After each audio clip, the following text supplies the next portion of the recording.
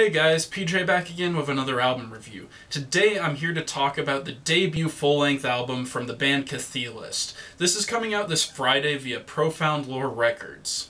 Chthe'ilist is a death metal band based out of Quebec, Canada, and their take on the style is extremely bleak. It is also very heavy at times and very technical as well. One of the bands that they drew a lot of inspiration from is the band Dernier, who have a similar style but a bit more technical. But back to Chthe'ilist.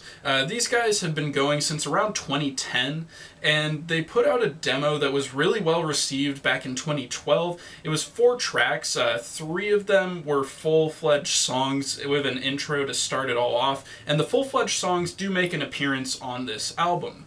Now this demo was very well received in the death metal underground, got a lot of people excited for a full-length release. Now in the years since 2012, there hasn't been a whole lot of activity from this band, and I kind of forgot that they were even a project, and I didn't know if they were ever going anywhere. But here we are, it's 2016, and we have a 7-track full-length album from this band. Now, this album's title translates to The Last Twilight, and that's a very bleak name, and the cover art is very bleak as well. The castle depicted, I'm not sure if it's a reference to track 6, which references like a ghostly castle, which kind of fits with the imagery we have in the art. And this album really flows as sort of a horror anthology, if you will.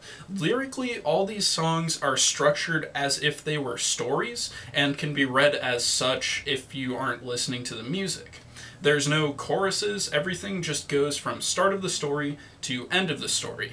All these stories tend to be horror themed. The last track does dip a bit into the Legend of Zelda mythology, and in general, these like horror-based tracks generally end in the main protagonist dying in some horrid way, and the music really fits that. For example, track 2, Into the Vaults of Ingurgitating Obscurity, there is this outro that plays just this inhuman, like, bone-ripping sounds and just inhuman, like, eating and gnashing of, like, teeth, and it's just creepy, and it really fits the end of that story very well. Another track that uses this sampling to its full effect is track 5, which is called The Voices from Beneath the Well. This track has an absolutely creepy intro that just has these sounds of water and just sloshing around, and it's very, very well done. It goes on for practically a minute before the song even starts, and it really sets just the bleak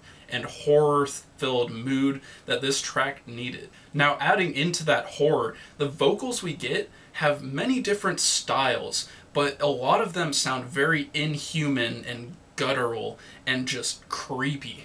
And at times, they're very chaotic with what sounds like multiple vocal parts going at once, and it really just adds into this horror, like, frantic atmosphere of certain songs that just gets you into the mood that this band is trying to create. We also have some clean vocals which come off as sort of like otherworldly, like Gregorian chant type things, and it just really builds into a creepy, esoteric atmosphere. Now, the guitars can bring awesome atmosphere as well. Like the opening of the track Void Spawn, there's just this heavy, depressive guitar that just crushes you. Tracks 4 and 6 also showcase this band's virtuosity with some great solos that are really well put into the songs. This album is also full of really interesting bass lines. One of my favorites is on The Voices from Beneath the Well, where it has almost a funk slap bass quality to it, and it really fits just like the more technical moments, and the bass lines throughout this album are really well done. They're very much in good taste, and border on technicality in certain spots. The drums on this album are very well played as well. You have just parts where it's done with like a very cool finesse, where it's just very subtle but very technical as well.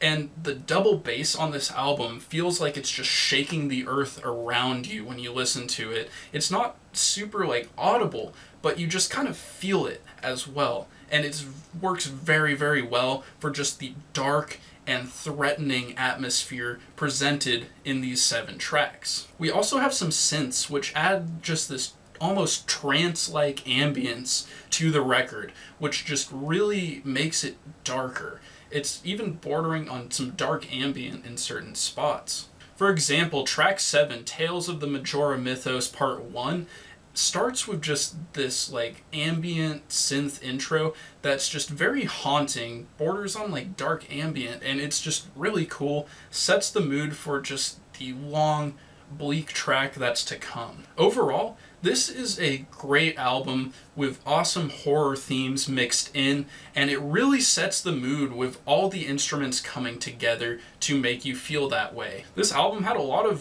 very good, memorable moments to it. For me, this personally is an 8 out of 10 in my opinion. Definitely go listen to it. It's streaming currently, and I'll link you to that stream in the description, so go check that out. If you've already heard this album, let me know what you thought about it in the comments, and feel free to subscribe if you want to see videos similar to this in the future. Alright, that's it for this video, and until next time, keep it metal.